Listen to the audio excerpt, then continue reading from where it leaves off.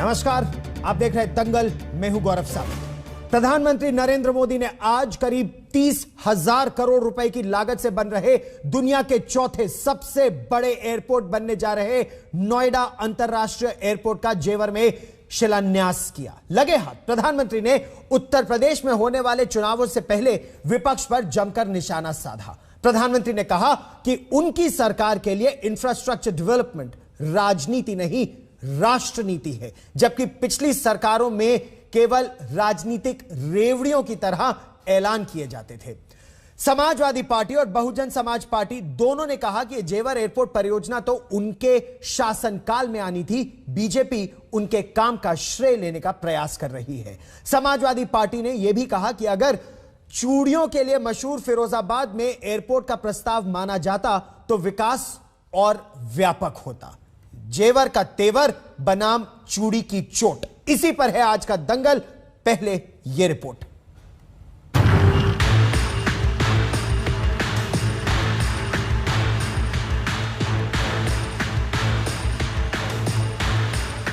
मोदी योगी भी अगर चाहते तो 2017 में यहां आकर के भूमि पूजन कर देते, फोटो खिंचवा देते। पहले राजनीतिक लाभ के लिए कागजों पर लकीरें खींच दी जाती थी, लेकिन प्रोजेक्ट जमीन पर कैसे उतरेंगे इस पर विचार ही नहीं होता था। यूपी की भाजपा सरकार ने इस प्रोजेक्ट का सपना देखा, लेकिन सरकारों ने जिस उत्तर प्रदेश को अभाव और अंधकार में बनाए रखा, वही उत्तर प्रदेश अंतर्राष्ट्रीय छाप छोड़ रहा है। बटन दबते ही एक नए युग का शुभारंभ। शराबट्टा अनावरण से बड़ा एयरपोर्ट। उत्तर प्रदेश के नोएडा में जेवर एयरपोर्ट का जो सपना था, उसके भूमि पूजन के साथ विकास की नई उड़ान भरी गई है। लेकिन जब 2022 का चुनाव सामने है तो यही एयरपोर्ट राजनीतिक तकरार की वजह बन गया है। लखनऊ और दिल्ली की पिछली सरकारों पर जेवर एयरपोर्ट के काम को अटकाने, लटकाने और भटकाने के आरोपों को आपने सुना, लेकिन जरा अखिलेश यादव की दलीलों को देख लीजिए। अखिलेश ने ट्वीट कर लिखा है, अगर सपा सरकार के समय फिरोजाबाद में प्रस्तावित एयरपोर्ट बनने की अनुमति केंद्र की भाजपा सरकार ने रोकी ना होती तो इस समय जेवर के साथ चूड़ियों को भी जुड़ने का मौका मिलता और उत्तर प्रदेश का वैकासिक श्रृंगार पूर्णता की ओर बढ़ता।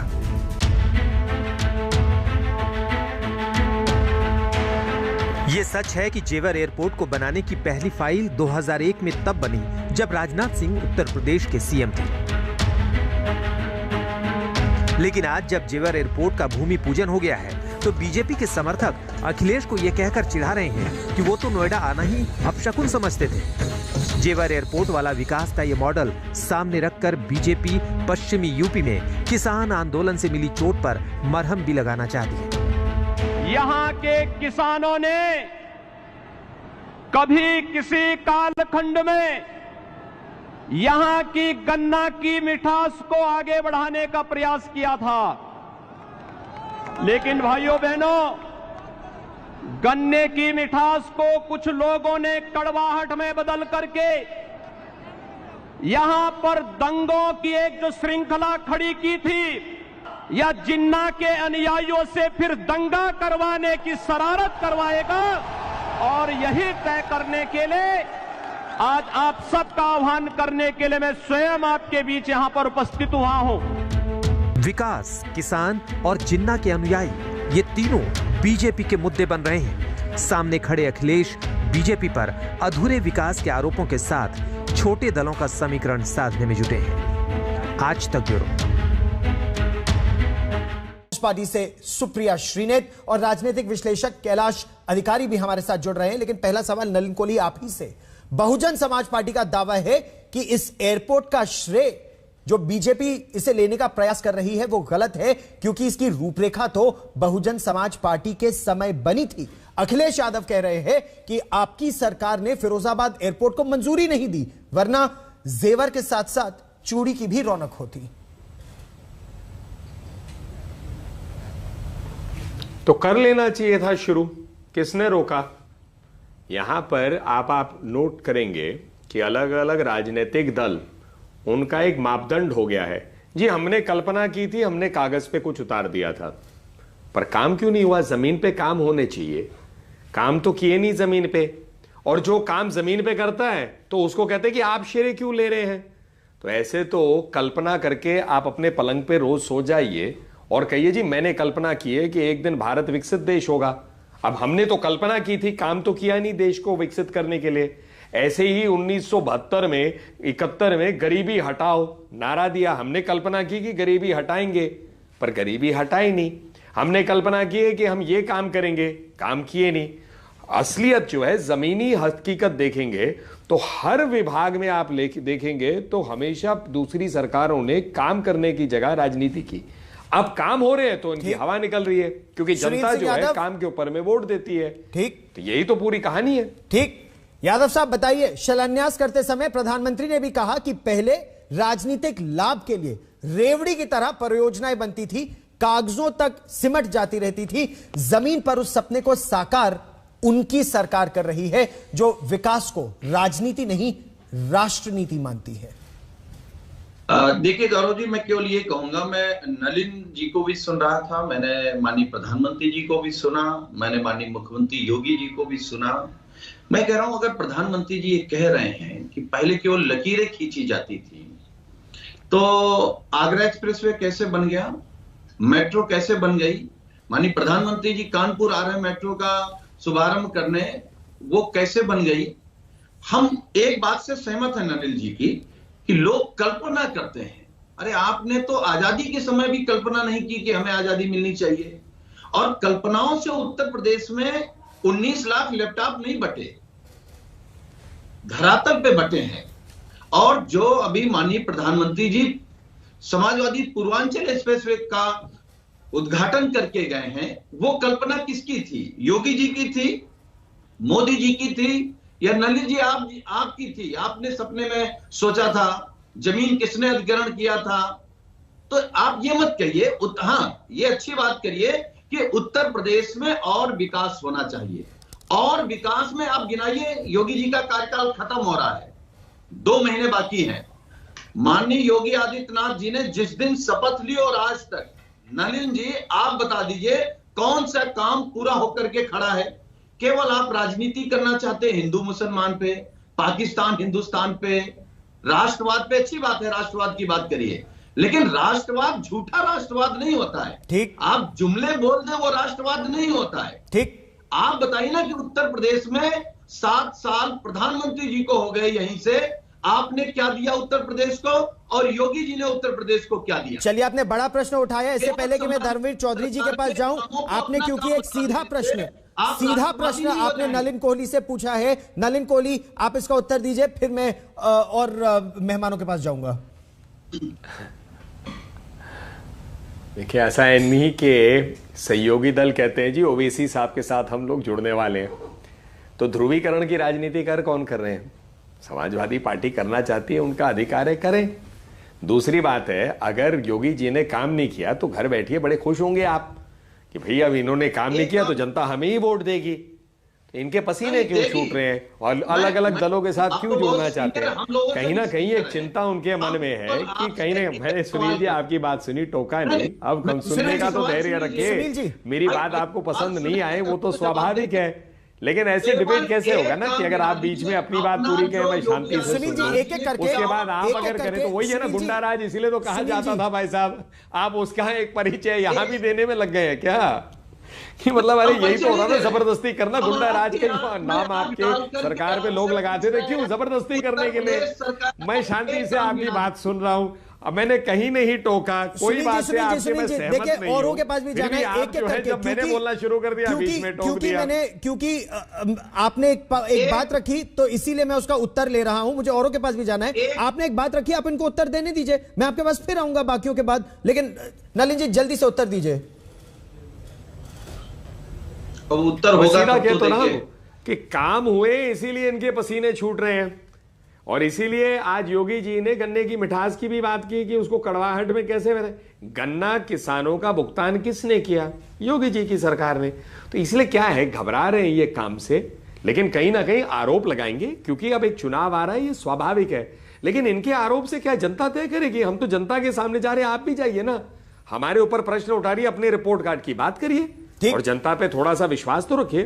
ठीक, धर्मवीर चौधरी जी भी हमारे साथ जुड़ गए हैं, लेकिन जो प्रश्न उठाया था सुनील जी ने कि योगी आदित्यनाथ के कार्यकाल में एक परियोजना जो शुरू हुई और खत्म हुई, इसके उत्तर के लिए मैं फिर आपके पास आऊंगा। लेकिन धर्मवीर चौधरी जी, प्रधानमंत्री नरेंद्र मोदी ने आज साफ कहा कि इससे पहले भी परियोजनाएं तो बनती थी, लेकिन केवल पन्नों पर लकीरें कुछ खींच दी जाती थी। काम पूरा कैसे होगा, समस्याओं का समाधान कैसे निकलेगा, इसका उपाय नहीं होता था और कॉस्ट एस्केलेशन होता रहता था। अगर मायावती जी के समय यह परियोजना बनी हो जेवर इंटरनेशनल एयरपोर्ट की, लेकिन उसे मंजूरी नहीं मिली, तो इसका श्रेय मायावती जी या बहुजन समाज पार्टी कैसे ले सकती है?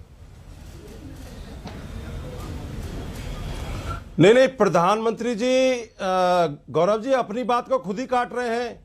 आज प्रधानमंत्री जी इसमें लगे हुए हैं कि राम नाम की लूट है, लूट सके तो लूट और सरकार जाएगी छूट।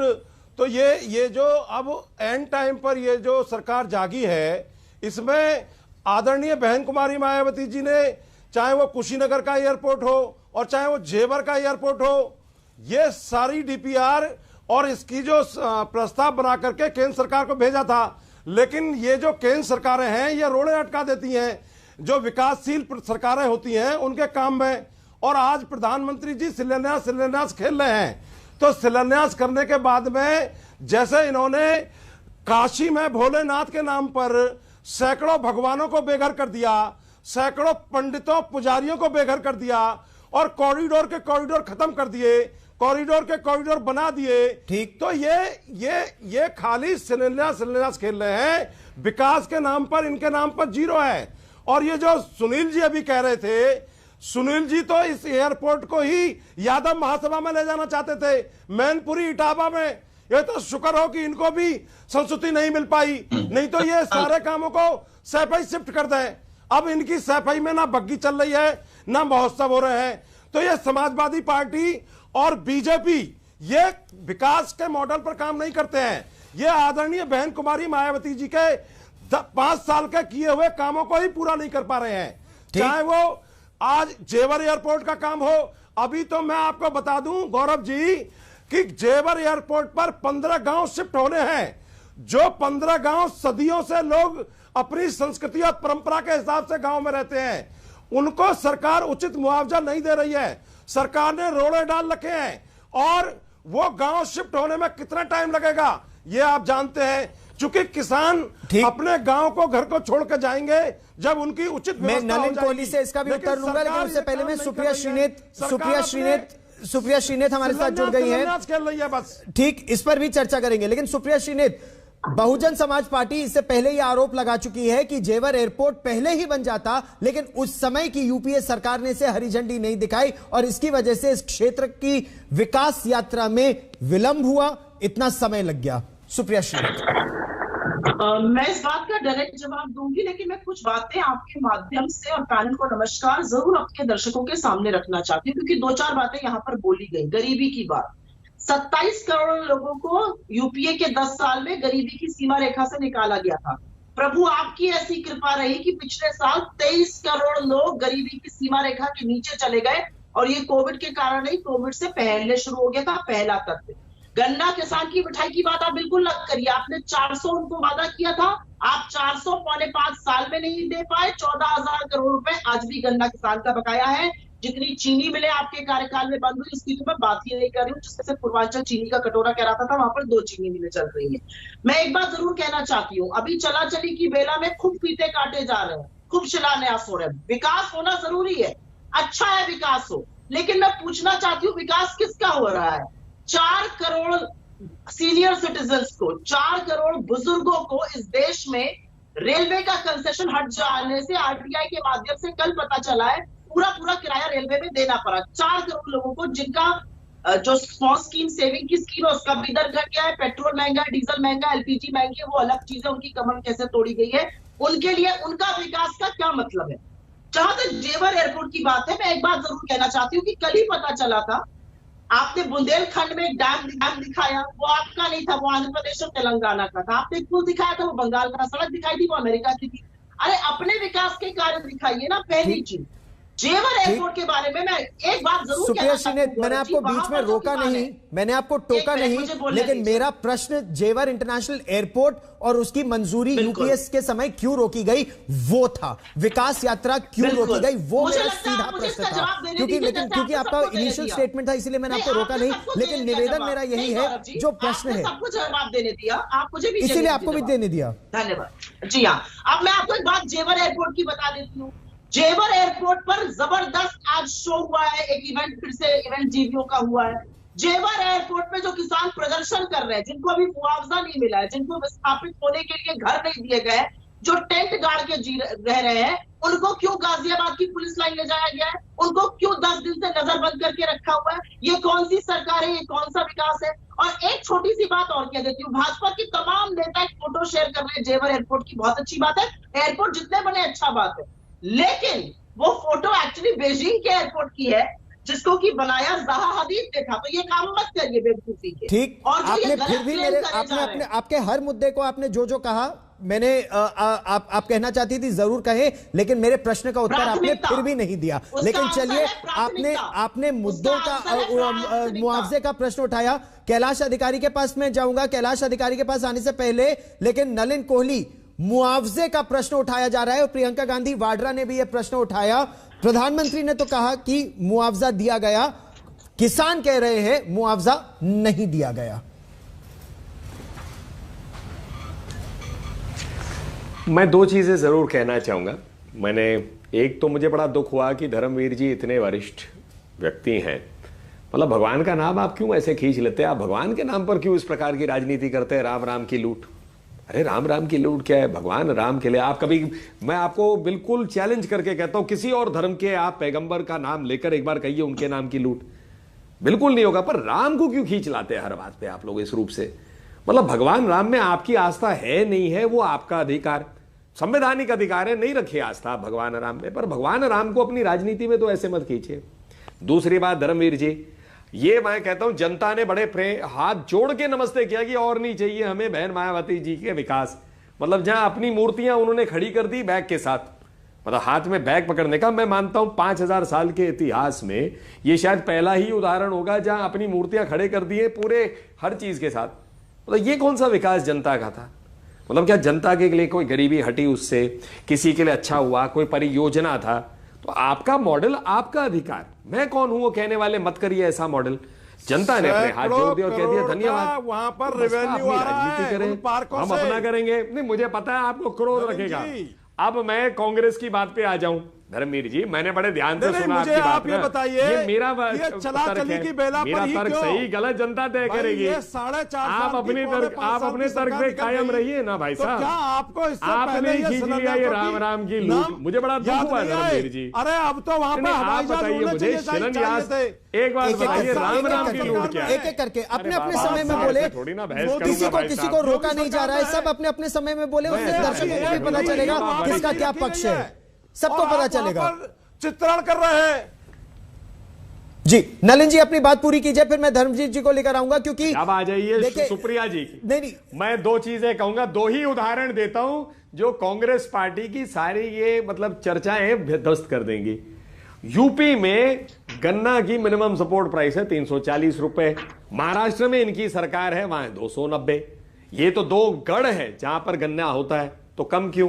फिर कहा कि पेट्रोल के दाम पर तोड़ दी कमर, केंद्र सरकार ने 5 से 10 रुपए कम कर दिए, हर भाजपा की सरकार ने 5 से 10 7 रुपए किए, यूपी ने 12 कर दिए।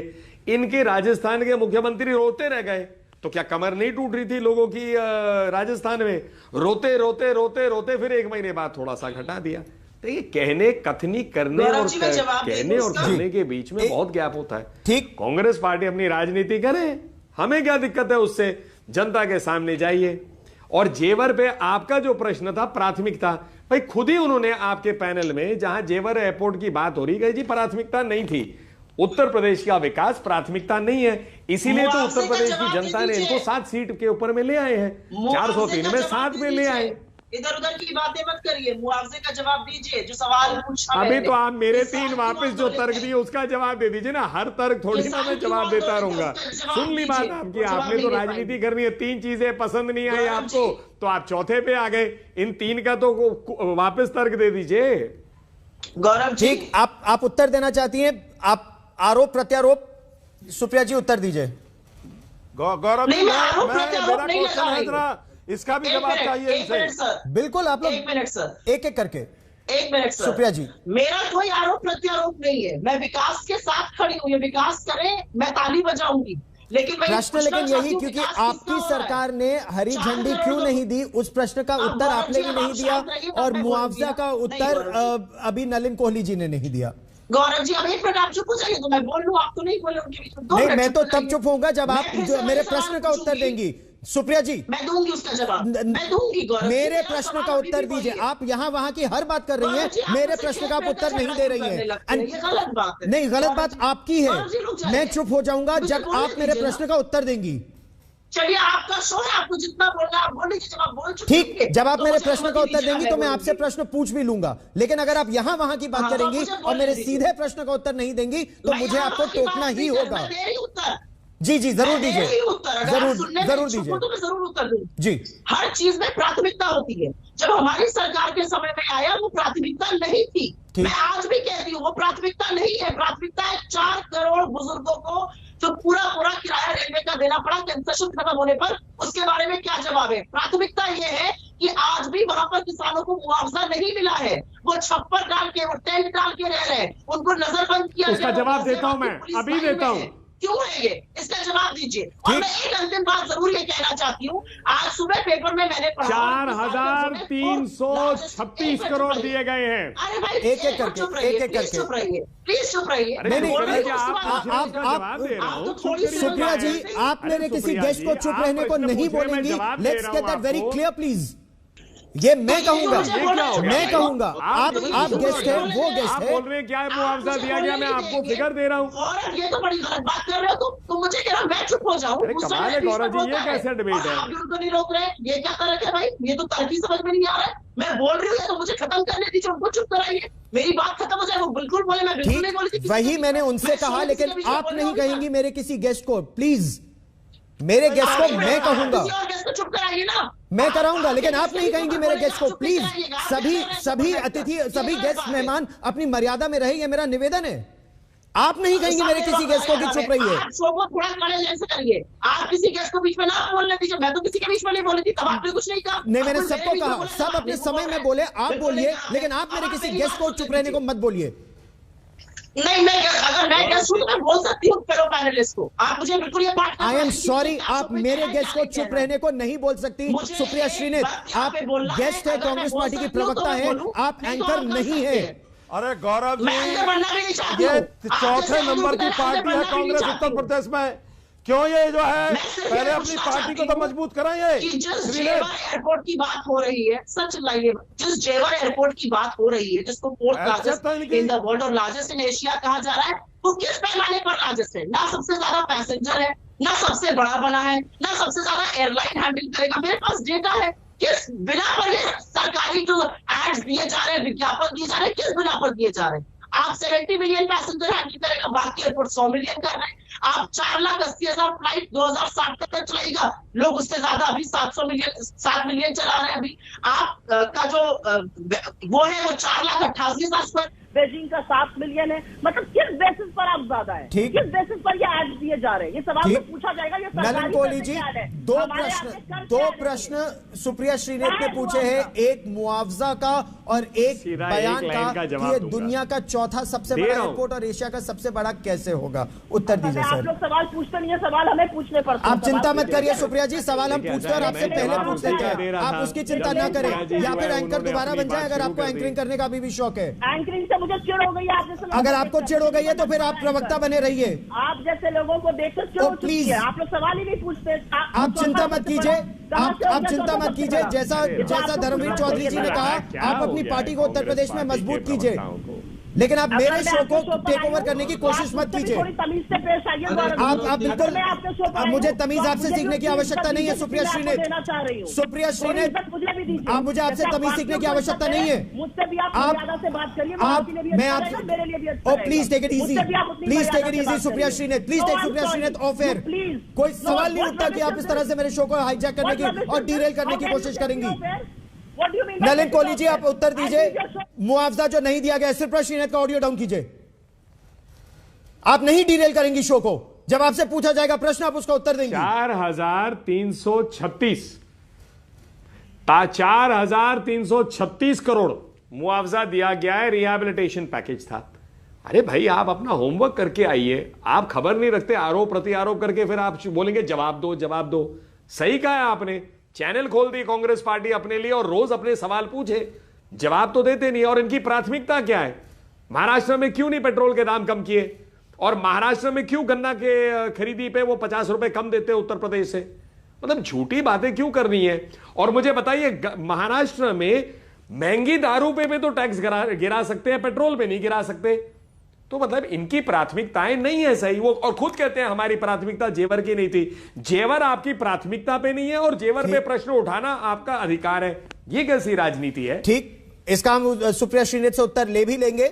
कैलाश अधिकारी जी, प्रधानमंत्री ने दावा किया कि पहले अभाव और अंधकार था, उत्तर प्रदेश की जनता को झूठे सपने दिखाए जा रहे थे। लेकिन यमुना एक्सप्रेसवे की अगर हम बात करें या आगरा लखनऊ के काम की बात करें, तो चाहे मायावती की सरकार हो या अखिलेश यादव की सरकार हो, लड़ाकू विमान तो एक्सप्रेसवे पर पहले भी उतरे थे। विपक्ष का आरोप है कि बीजेपी की जो सरकार है पुराने कामों की अनदेखी कर रही है, पुरानी लाइन काट कर अपनी लाइन बड़ा करने की कोशिश कर रही है। गौरव जी, सबसे पहले मैं तो ये कहना चाहूंगा कि मैं माननीय प्रधानमंत्री जी की एक बात से बिल्कुल सहमत रखता हूं कि कोई भी इंफ्रास्ट्रक्चर प्रोजेक्ट की जहां तक बात हो, उसमें राजनीति नहीं दिखनी चाहिए, उसमें राष्ट्र नीति दिखनी चाहिए। फिर चाहे कोई भी पॉलिटिकल पार्टी ने उसका शिलान्यास किया हो या उद्घाटन किया हो या उनके कार्यकाल में वो बनी हो। जहां तक इंफ्रास्ट्रक्चर प्रोजेक्ट्स की बात है गौरव जी, वो एक प्रकार से अर्थव्यवस्था को मजबूत प्रदान करते हैं। आज भारत की अर्थव्यवस्था 18-19 महीने की महामारी के बाद से फिर से पटरी पे आने की कोशिश कर रहा है, और इसी प्रकार के ये इंफ्रास्ट्रक्चर प्रोजेक्ट्स है, चाहे वो एक्सप्रेसवे हो, यमुना का हो, आगरा का हो, अभी हाल फिलहाल में उद्घाटित पूर्वांचल एक्सप्रेसवे हो या जेवर का एयरपोर्ट हो। इस प्रकार से सभी उद्योगों को, जितने भी एंसिलरी उद्योग माने जाते हैं, उन सबको एक बल मिलता है, रोजगार मिलता है। तो इस प्रकार से कोई भी इंफ्रास्ट्रक्चर प्रोजेक्ट हो, चाहे जिसके भी कार्यकाल में उसका उद्घाटन किया हो, उसे राजनीति के तर्ज पर नहीं तोलना चाहिए और उसे राष्ट्र नीति के ही चश्मे से देखना चाहिए। सुनील सिंह यादव जी, प्रधानमंत्री ये कह रहे हैं कि डबल इंजन की सरकार है इस समय, केंद्र में भी बीजेपी की सरकार है, राज्य में भी बीजेपी की सरकार है, इसीलिए तेजी से काम हो रहा है। पिछली सरकारों में तस्वीर नहीं इस तरह की बन पा रही थी। क्योंकि अगर आप एक उदाहरण देख ले कि मायावती जी ने बोला कि जेवर में एयरपोर्ट बनना चाहिए, यूपीए सरकार ने कहा प्रायोरिटी नहीं है, तो नहीं काम हो पाया। और अब सरकार यह दावा कर रही है कि अगर काम में देरी होती है तो इसमें जुर्माने का भी प्रावधान है। क्या इस बात में दम है? देखिए गौरव जी, मैं ये कहूंगा कि प्रधानमंत्री जी जिस स्पीड की बात कर रहे हैं, आगरा एक्सप्रेसवे 22 महीने में समाजवादी सरकार में माननीय अखिलेश यादव जी ने बना करके दे दिया था जनता को। आप जमीन अधिग्रहण समाजवादी पूर्वांचल एक्सप्रेसवे का समाजवादी सरकार ने किया, आपको 4.5 साल लग गए। आप सोचिए कि स्पीड में कितना अंतर है। एक दूसरी बात, ननिल जी से मैंने एक सवाल पूछा था, ये आपका संकल्प पत्र है और मैंने पूरा पढ़ा है, आपने भी पढ़ा होगा, आपने तो बनाया होगा। क्या जिस संकल्प पत्र पर, जिन वादों पर किसान के, बेरोजगार नौजवान के, सड़क, बिजली, पानी, दवा, इंफ्रास्ट्रक्चर पे जो आपने वादे किए थे, उसमें किसी एक पेज की एक लाइन पूरी की है? एक। दूसरी बात, आप बहुत अच्छी बात कह रहे थे नलिन जी, आप कह रहे थे हमने 5 रुपए 7 रुपए डीजल पेट्रोल दाम कम कर दिए हैं। 65 रुपए से 101 रुपए तक ले कौन गया? गैस के दाम किसने बढ़ाए? और हम किन प्रधानमंत्री जी की बात कर रहे हैं जो 1 साल तक कहते रहे कि ये कानून किसानों के हित में है? उत्तर प्रदेश का चुनाव देखते ही आपने मान लिया कि गलती हो गई थी, ये काले कानून थे, हम वापस ले रहे हैं। आपकी बुलेट ट्रेन कहां चली गई? आपकी स्मार्ट सिटी कहां चली गई? गंगा मैया की सफाई कहां चली गई? नोटबंदी पर प्रधानमंत्री जी ने क्या कहा था? हमें चौराहे पर खड़ा कर देना, हम उससे सहमत नहीं है जो प्रधानमंत्री जी ने कहा था। देश के प्रधानमंत्री हमारे सबके गौरव हैं, हम लोग चौराहे पे नहीं खड़ा कर सकते, लेकिन किसने कहा था हमें चौराहे पे खड़ा कर देना? खुद प्रधानमंत्री जी ने कहा था। तो जो प्रधानमंत्री जी कहते हैं वो सब कुछ सच है, ये मानना सबसे बड़ी बेवकूफी है। नलिन कोहली जी, विपक्ष ये बार बार कह रहा है कि मुझे एक बात बताइए, मैंने ये प्रश्न शुरू में कहा क्योंकि सुनील जी, हाँ जी आप सॉरी कुछ कह रहे थे गौरव जी, उत्तर दीजिए जी। हाँ मैं क्या कह रहा था गौरव जी कि सुनील जी बार बार जो है विकास की बात कर रहे हैं, तो मुझे बताइए विकास की बात करने वाले, और मैंने शुरू में ही ये प्रश्न उठाया, देखिए हर व्यक्ति जो पूछता है उसकी प्राथमिकताएं, उनकी पार्टी की बात कर रहा हूं, सुनील जी के व्यक्तिगत रूप से नहीं कह रहा, उनकी पार्टी की प्राथमिकता है कि ओवैसी जी के साथ हमारा गठबंधन हो। क्यों? आप याद करिए, आप अच्छे विश्लेषक हैं, आपके कार्यक्रम में अन्य लोग हैं। 1990 की राजनीति क्या थी? MY, वो कहते थे मुस्लिम यादव राजनीति, मैं नहीं कहता, विश्लेषक ये कहते थे। तो हमेशा उनकी हमेशा सोच ऐसे रहती थी। अब जैसे मैंने इनको आईना दिखाना शुरू कर दिया तो सुनील जी जो है घबरा गए। अब वो कह रहे नहीं नहीं आप मेरा जवाब दीजिए। अरे सुनील जी सुन तो लीजिए भाई साहब, मैं अपनी बात कह रहा हूँ। अरे मैं कह तो रहा हूँ ना, जवाब तो सुन लीजिए। मैं खुश हूँ, सीख लीजिए उससे कुछ।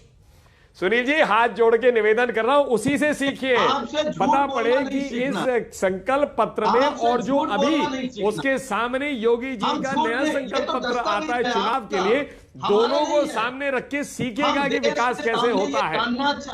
नहीं मैं तो कह रहा हूं हमारा, मैं तो चाहता हूं कि भाजपा के जो संकल्प पत्र को आपने पकड़ा है, क्योंकि इससे किसी का लाभ नहीं होगा। मैं धर्मवीर चौधरी जी, जितना नोएडा जेवर इस पूरे क्षेत्र के विकास का दावा किया जा रहा है, बीजेपी तो अब पलट के ये कह रही है कि नोएडा आना ही अपशकुन मानती थी पिछली सरकारें। मुख्यमंत्री नोएडा आना नहीं चाहते थे, नोएडा में कुछ इनॉग्रेट करना होता था तो गाजियाबाद में बैठ के कर देते थे। अरे तो वो विकास का श्रेय कैसे ले सकते हैं? अरे गौरव जी, आप इतने बड़े पत्रकार हैं और आज तक का चैनल भारत का नंबर 1 नंबर 2 का चैनल है। आपको पता नहीं कि आदरणीय बहन कुमारी मायावती जी ने यहाँ पर जो है प्रेरणा केंद्र का उद्घाटन किया था। आपको अपनी सरकार में किया था हमने, जब माननीय मुख्यमंत्री बहन जी मुख्यमंत्री थी। आपको जानकारी नहीं है? मुझे जानकारी है, और ये प्रश्न दोनों के लिए है। बनाने का सपना बहन जी ने देखा था। सपा बसपा दोनों के लिए ये प्रश्न है कि जब नोएडा आना ही अपशकुन समझा जाता था। अरे तो सपा को तो छोड़ दीजिए, सपा को तो छोड़ दीजिए, आप सपा को तो मुझे बोलने दीजिए, सपा को छोड़ दीजिए।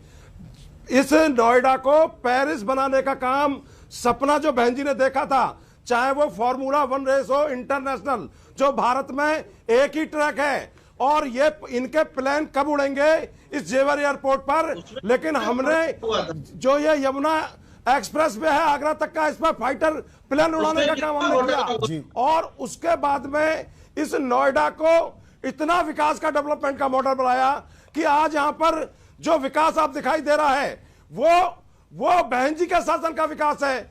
इनके शासन में कोई विकास नहीं हुआ, विनाश हुआ है। और मैं नलिन जी से क्वेश्चन करना चाहता हूं आपके माध्यम से, और फिर सुप्रिया जी से पूछना चाहता हूं। आज गन्ने की मिठास की बात हो रही है गौरव जी, इन्होंने 5 साल में 5 रुपए पर ईयर बढ़ाए हैं किसानों के, जबकि ये कह के आए थे कि हम गन्ने के किसानों की आय को दुगना करेंगे। आदरणीय बहन कुमारी मायावती जी ने अपने शासनकाल में 125 रुपए से 250 रुपए गन्ने का मूल्य बढ़ाने का काम किया था, लेकिन इस सरकार ने नहीं किया, और यह तीनों काले कानून इन पे जबरदस्ती थोपने का काम किया। 1 साल में 750 से ज्यादा किसान मर गए। लेकिन यह ये सरकार जो अंग्रेजों से भी बुरी है, इनके कान पर जू नहीं लगी। ये तो दोनों से उत्तर दूंगा, लेकिन आपने सुप्रिया श्रीनेत से एक प्रश्न पूछा। सुप्रिया श्रीनेत, जो इनको जो है भारी पड़ गया। अब मैं सुप्रिया जी से एक बात पूछना चाहता हूं कि ये यहां पर कहती हैं प्रियंका वाड्रा, हम 40% महिलाओं को उतारेंगे, तो इनका 40% का कोटा अभी गहलोत मंत्रिमंडल बना, उसमें तो इनका 40% का महिलाओं का कोटा कहीं दिखाई नहीं दिया। वहां तो 20% से भी नीचे चला गया कोटा। लेकिन तो आज हम उत्तर प्रदेश और उत्तर प्रदेश पूरा देश देख रहा है। ठीक, ठीक, लेकिन आज उत्तर प्रदेश तक सीमित रखते हैं इस डिबेट को, वरना हर तरफ जाएगी। प्रश्न मेरे पास और भी है। सुप्रिया श्रीनेत, भारतीय जनता पार्टी भी यही कह रही है कि जब यूपीए की सरकार थी, उत्तर प्रदेश में तो इनकी कोई हैसियत नहीं है। गौरव जी उत्तर प्रदेश में इनकी कोई हैसियत अगर उत्तर प्रदेश में हैसियत है या नहीं है वो वोटर डिसाइड करेगा। नहीं सर, हमारी बहन आदरणीय बहन जी की वजह से इनके सर पे आई, जो सोनिया गांधी जीती, नहीं तो इनकी जमानतें जब्त हो जाती। ठीक, सुप्रिया श्रीनेत जी, बीजेपी भी कह रही है कि यूपीए की सरकार थी तो जेवर एयरपोर्ट को ठंडे बस्ते में डाल दिया गया। अब बहुजन समाज पार्टी ये कह रही है कि अगर रायबरेली से सोनिया गांधी जी भी अगर जीती तो वो बहन मायावती की वजह से। मूर्खता की बात है, इसका तो मैं खैर जवाब भी देकर इसको प्रतिबंधित नहीं करूंगी क्वेश्चन को। बहन मायावती जी के कार्यकाल में जितनी चीनी मिलें बिकी और नहीं, मेरा दोनों से निवेदन है, मुद्दे पर रहते नहीं, आक्षेप नहीं, दोनों से करबद्ध निवेदन है, प्लीज। नहीं, धर्मवीर जी, केवल सुप्रिया जी उत्तर देंगे, केवल सुप्रिया जी। अगर आपको इतना ही महिलाओं नहीं सर,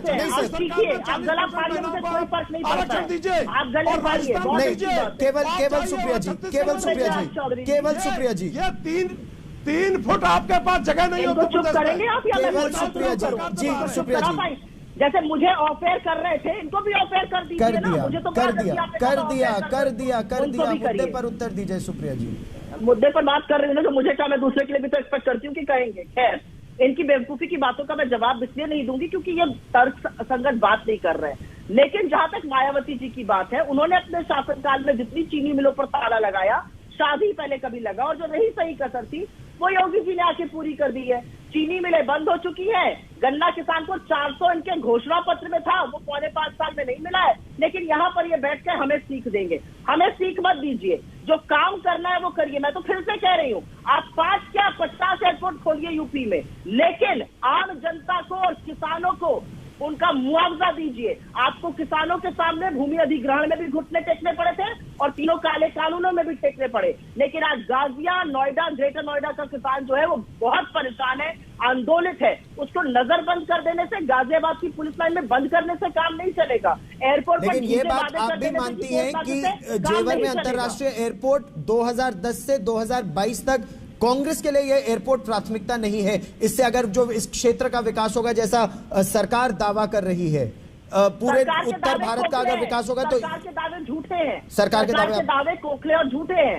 इनके किताबी दावे हैं। अगर किताबी दावे ना होते तो तैरती लाशें और बिना ऑक्सीजन के लोग तड़पते हुए ना उत्तर प्रदेश में कैलाश अधिकारी, क्या ये केवल ऐसे दावे हैं जो किताबों में है? दिल्ली या इस पूरे क्षेत्र में आसपास आईजीआईए से कंजेशन कम होगा, विकास इस क्षेत्र में बढ़ेगा, जो गति शक्ति की सरकार बात करती है, या केवल किताबी दावे हैं? मैं तो नहीं मानता हूं गौरव जी की किताबी दावे है। अगर आप कोई भी बाहर का विकसित वेस्टर्न वर्ल्ड का विकसित शहर देख लीजिए, चाहे लंदन हो, एक लंदन में 5 एयरपोर्ट है, तब जाके वो उस हिसाब से बिजिएस्ट एयरपोर्ट का उसको खिताब मिलता है। चाहे न्यूयॉर्क का हो, चाहे अटलांटा का हो। अगर हमें भारत को उस स्तर तक लेके जाना है, जब हम मेक इन इंडिया की बात करते हैं, ईज ऑफ डूइंग बिजनेस की बात करते हैं, जब विदेशी कंपनियों का हम यहाँ निवेश देखते हैं, तो इस प्रकार से जितना एविएशन में आवन जावन होने वाला है, एक आईजीआई एयरपोर्ट से सफाइस नहीं होगा। हमें दिल्ली को अगर एक हब बनाना है, भारत की राजधानी है, उस हिसाब से आईजीआई जैसे 3-4 टर्मिनल होंगे, तब जाके हम वो व्यापार की कल्पना कर सकते हैं, तब जाके हम वो विकास की कल्पना कर सकते हैं। ठीक, नलिन कोहली जी, अगर डबल इंजन की सरकार पर इतना ज्यादा विश्वास है, इतना भरोसा है, तो फिर आज एक बार फिर योगी आदित्यनाथ को जिन्ना का जिक्र क्यों करना पड़ा? गन्ने की मिठास की बात तो समझ आती है, लेकिन जिन्ना के अनुयायियों का जिक्र क्यों? क्या मिशन 300+ में यह ध्रुवीकरण आवश्यक है? मैं इस पे आने से पहले 2-4 वाक्य कहना चाहूंगा विकास को लेके। हर व्यक्ति अपने यहां पर विकास की बात कर रहा है। देखिए, ऐसा योगी जी की सरकार के चलते इन 5 सालों में 3.5 lakh kilometre 3.5 lakh kilometre road जो है, सड़क गड्ढा मुक्त कराया गया। गड्ढा मुक्त जैसे होता था पहला मॉडल विकास का, वो गड्ढे वाला होता था। दूसरी बात, 14,500 किलोमीटर ऐसे हैं, मैं आपके के पास आऊंगा इसके बाद, एक एक्सपेंशन हुआ है। 15,500 किलोमीटर ऐसे सड़क है जो नए हैं।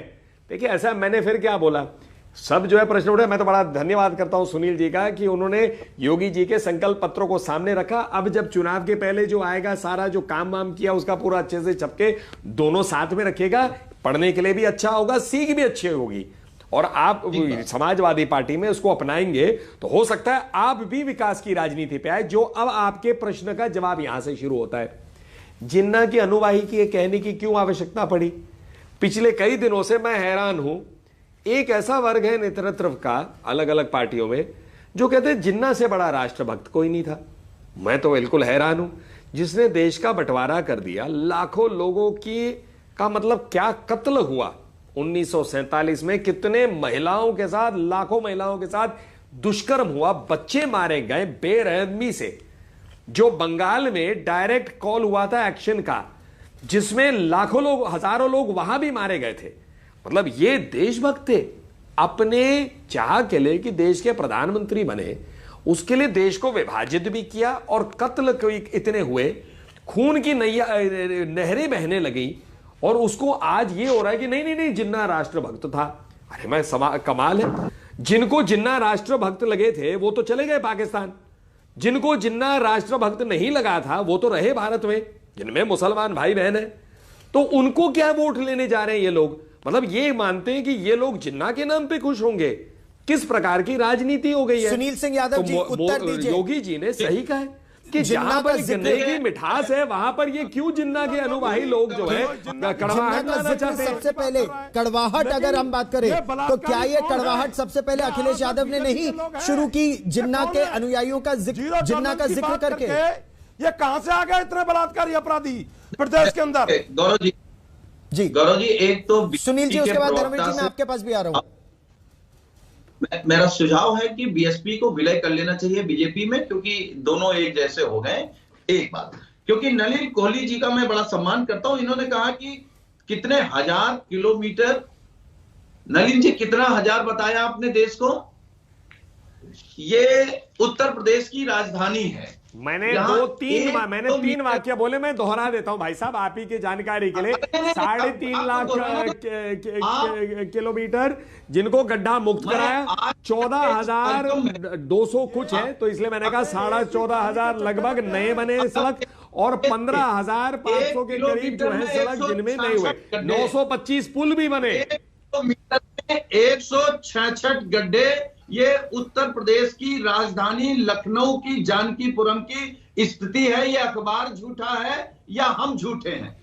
क्योंकि झूठी बीजेपी है, ये कागज पे डेवलपमेंट करते हैं। मैंने कहा ये दस्तावेज हमारा है कि आपका है? अगर आपका है तो इसमें कौन सा काम आपने किया?